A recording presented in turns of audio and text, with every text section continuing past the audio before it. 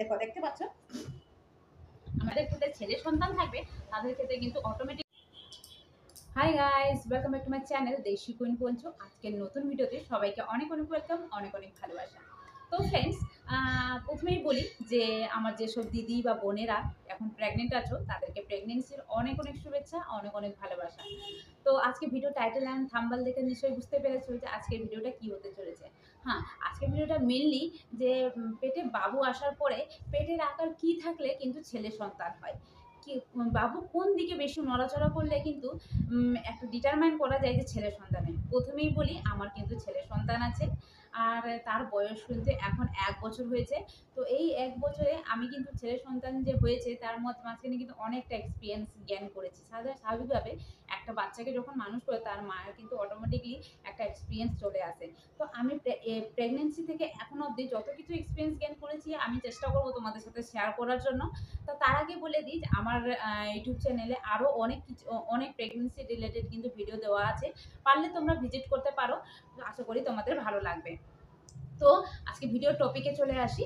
তো বন্ধুরা, পেটের আকার কি থাকলে, বাবু কোন দিকে বেশি নড়াচড়া করলে, বা পেটের নাভি কীরকম থাকলে আসলে এই সিমটমস দেখে বোঝা যাবে যে আসলে ছেলে সন্তান আছে না মেয়ে সন্তান আছে। প্রত্যেকটা মায়ের ক্ষেত্রে কিন্তু পেটে বাবু আসতে না আসতে একটা কিউরিসিটি প্রচুর পরিমাণে থাকে, যে মানে জানার আগ্রহ কিন্তু সবার থাকে। দেখো, ছেলে বা মেয়ে যেই হোক না কেন সেটা কিন্তু বড় ব্যাপার না এখনকার দিনে। প্রেগনেন্সি হওয়াটা বড় কথা, কারণ অনেকের ক্ষেত্রে এখন প্রেগনেন্সি কিন্তু প্রেগনেন্ট হতে পারে না, তাদের কিন্তু অনেক রকম প্রবলেম দেখা দিয়েছে। তো প্রেগনেন্ট হওয়াটা অনেক বড় ব্যাপার, এবং সুস্থ সবলভাবে ছেলে সন্তান হোক বা মেয়ে সন্তান হোক, যে বেবি আসুক না কেন সে যাতে সুস্থ সবলভাবে পৃথিবীতে আসে এটাই কিন্তু কাম্য করা যায়। কিন্তু প্রেগনেন্ট হওয়ার চলাকালীন, প্রেগনেন্সির জার্নিটা চলাকালীন প্রত্যেকটা মাদারের কিন্তু কিউরিসিটি থাকে যে আসলে পেটের আকার এরকম আছে বা নাভিটা এরকম আছে। নিজেরা তো সবসময় মানে 9 মাসে 9 রকমের মানে 900 রকমের চিন্তা ভাবনা যাকে বলে, তার চেয়েও বেশি বলতে পারো। যেমন আমার প্রেগনেন্সিটা গেছে কিন্তু প্রত্যেকটা ক্ষণে ক্ষণে এমনটা হচ্ছে, তো এমনটার জন্য কি মানে আসলে কি ছেলে সন্তানের এটা না মেয়ে সন্তানের এটা। তো আমি চেষ্টা করতাম সবসময় কিন্তু আমার বড়দের কাছে জানার জন্য যে তোমাদের কি হয়েছিল, এটা হয়েছিল কি, এটা হয়েছিল, তো তোমাদের কি হয়েছিল। তো তারা কিন্তু সবসময় আমাদের সাথে, আমি চেষ্টা করতাম তাদের কাছে জানার জন্য। এমনকি আমি কিন্তু গুগল বা নেটে বা ইউটিউবে সবসময় চেষ্টা করতাম, একটা ভিডিও টিডিও দেখতাম। স্বাভাবিকভাবে এটা শুধু আমার ক্ষেত্রে না, প্রত্যেকটা মাদারের ক্ষেত্রে, প্রেগনেন্সি মাদারের ক্ষেত্রে কিন্তু একটা মানে জানার কিউরিসিটি প্রচুর পরিমাণে। কিন্তু আমার যেই সব লক্ষণগুলো বা আমার যে পেটের আকার বা নাভি কেমন ছিল সেটাই তোমাদের সাথে শেয়ার করবো। সবচেয়ে আগে বলি যে আমার পেটে বাবু আসা থাকাকালীন আমার প্রথমে কিন্তু আমি বুঝতে পারিনি, মানে আমার কোনো রকমের কোনো সিমটমস তখন দেখা দিত। যেমনি অনেকের বলে মর্নিং সিকনেস আসে, তখন কিন্তু আমার কোনো রকমের কোনো উইক লাগছে এরকম কোনো কিছুই হয়নি। স্বাভাবিকভাবে আমি নর্মাল জীবনযাপন করছিলাম। তো হঠাৎ করে আমি ডিউটি যাচ্ছি, তখন দেখছি আমার কেমন একটা গা গুলানো ভাবটা আছে, কিন্তু মর্নিং সিকনেস না, মানে একটা গা গুলানো ভাবটা আসছে, কিন্তু আমার কোনো রকম ভমিটিং এরকম কোনো দিনও কোনো কিছু হয়নি ছেলে থাকাকালীন পেটে। তারপর তোমাদের বলে থাকি যে আমার পেটে কিন্তু বেশি বাড়েনি, এটা কিন্তু নকডাউন করে নাও যাদের যাদের ক্ষেত্রে ছেলে হয়েছে।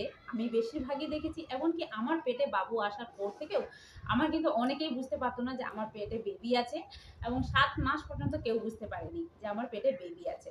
তো আমি যখন বলতাম তখনই কিন্তু তারা রিয়ালাইজ করতে পারতো।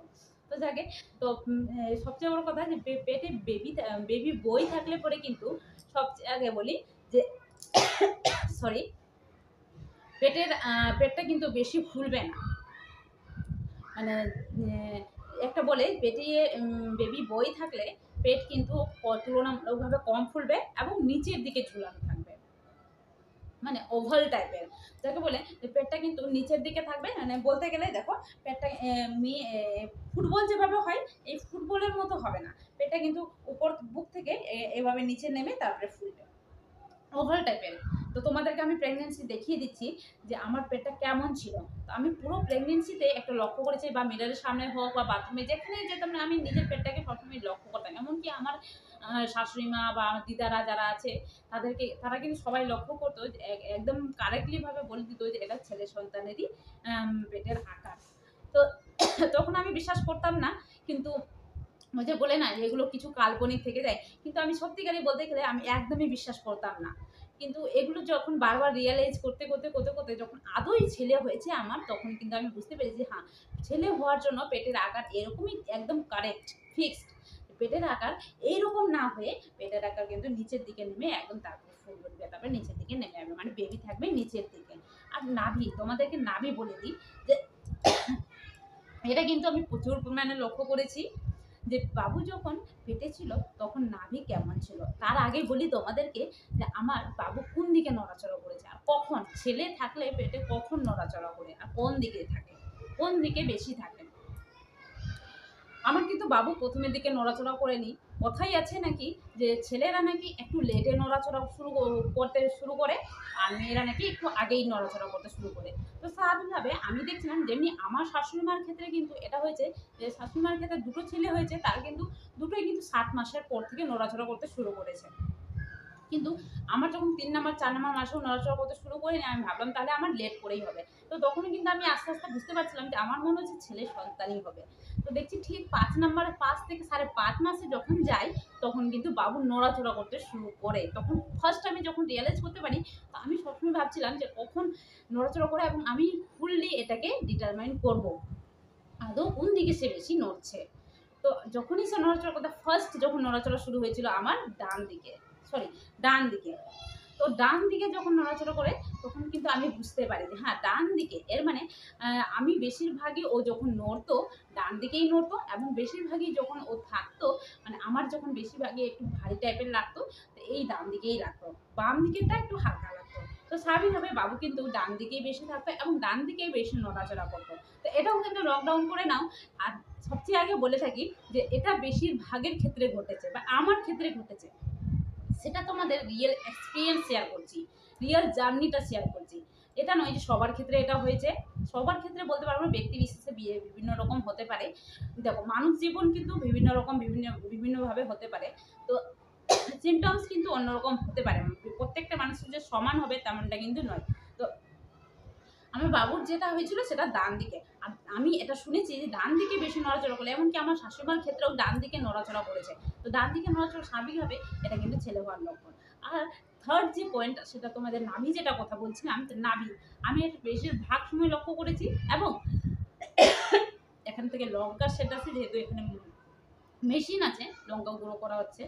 তো এখানে নাভি, নাভি বলতে গেলে যে আমার যে নাভিটা, সবচেয়ে আগে বলে দিই তোমাদেরকে নাভিটা আমি দেখাচ্ছি।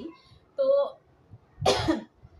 নাভিটা কেমন ছিল, আমার নাভি কিন্তু সবসময় ঢোকানো থাকে, মানে গর্ত টাইপের থাকে। যখন বাবু পেটে আসে তখন কিন্তু আমার নাভি আস্তে আস্তে করে বেরোতে শুরু করে, এমনকি 9 মান্থ যখন হয় তখন কিন্তু পুরো নাভি একদম বেরিয়ে যায়, পুরো নাভি একদম মানে বেরিয়ে যায়। এটা বলবো না যে সবার ক্ষেত্রে বেরিয়ে যাবে এবং খুব বেরিয়ে যাবে। যাদের প্রচুর পরিমাণে ঢোকানো থাকে নাভি, তাদের কিন্তু সমান হয়ে যাবে বা সমানের থেকে একটু উঁচু হবে। এটাও কিন্তু একটা সিমটমস বা একটা লক্ষণ যে ছেলে হওয়ার। ছেলে সন্তান থাকলে কিন্তু অবশ্যই নাভিটা একটু উঁচু হয়ে যাবে, একটু উঁচু হয়ে যাবে। সেটা দেখে কিন্তু আমি একদম ফুললি ডিটারমিনেশন করে নিয়েছিলাম। একদম 7 নাম্বার মাসে আমি বুঝে নিয়েছিলাম যে আমার ছেলে সন্তানই হবে। তো সে দেখো আমি কিন্তু এটা আস্তে আস্তে সিমটমস দেখে মানে এগোচ্ছিলাম, সিমটমস এগোচ্ছিলাম যে হ্যাঁ এগুলো আমি ফুললি অবজার্ভ করেছি, যেটা তোমাদের সাথে আমি শেয়ার করছি। একদম রিয়েল মাদার যে তোমাদের সাথে ফুললি অবজার্ভ করে কিন্তু শেয়ার করছে।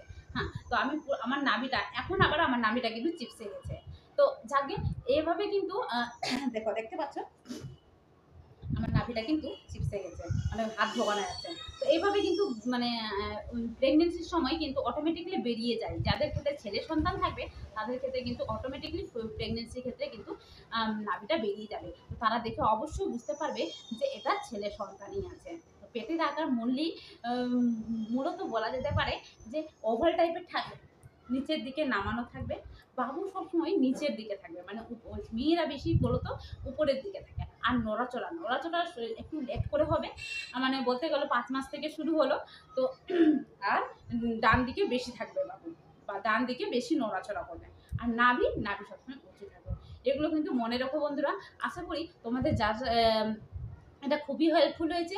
যারা যারা প্রেগনেন্ট আছো তারা এটা অবশ্যই লক্ষ্য করো, দেখবে আশা করি তোমাদের তোমরা মানে তোমাদেরও হয়তো এগুলো সব সিমটমস মিলে যাচ্ছে, বা কাদের কাদের ক্ষেত্রে এই সিমটমসগুলো ছিল অবশ্যই আমাকে শেয়ার করো, অর্থাৎ কাদের কী বেবি হয়েছে, এই সিমটমসগুলো হওয়াতে কী বেবি হয়েছে অবশ্যই জানিও কমেন্টের মাধ্যমে। আমি তাহলে কিন্তু এগুলো ফিক্সড বলে মনে করতে পারবো, বা এগুলো জানতে পারবো যে হ্যাঁ এগুলোই কিন্তু একটা ফিক্সড বেবি, রিয়েল বেবি বয় হওয়ার জন্য এগুলো ফিক্সড সিমটমস। তো অবশ্যই শেয়ার করো। তো চলো আজকে ভিডিওটা আশা করি তোমাদের খুব হেল্পফুল হয়েছে।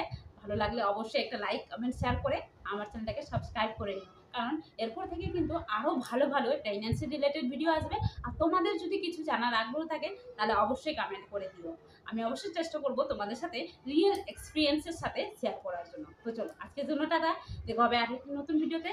সবাই ভালো থেকো, সুস্থ থেকো।